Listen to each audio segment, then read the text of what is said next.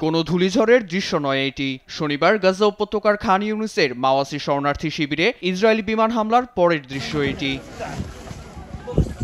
গাজায় হামলার তীব্রতা দিন দিন বাড়াচ্ছে ইসরায়েলি প্রতিরক্ষা বাহিনী IDF। এতে শনিবার দক্ষিণ গাজার খান ইউনিস, মধ্য গাজার নুসেইরাত ও উত্তরের বেত লাহিয়ায় প্রাণ গেছে বহু ফিলিস্তিনির। আগ্রাসনের মধ্য দিয়ে গাজা উপত্যকার 69% অঞ্চল নিয়ন্ত্রণে নিয়ে নো গো জোন হিসেবে ঘোষণা দিয়েছে দখলদার বাহিনী।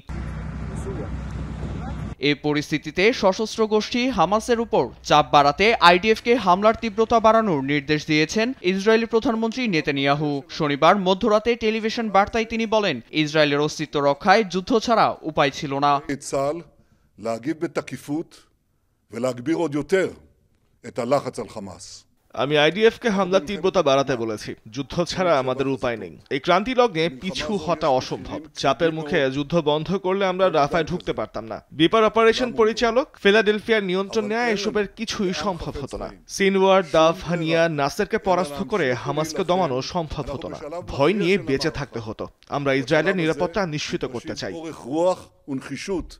নেতানিয়াহুর বক্তব্যের পরেই 35 বছর বয়সী ইসরায়েলি জিম্মির ভিডিও প্রকাশ করে হামাস। এর আগে আমেরিকান ইসরায়েলি জিম্মির কোনো হদিশ নেই বলেও জানায় কাশেম ব্রিগেড।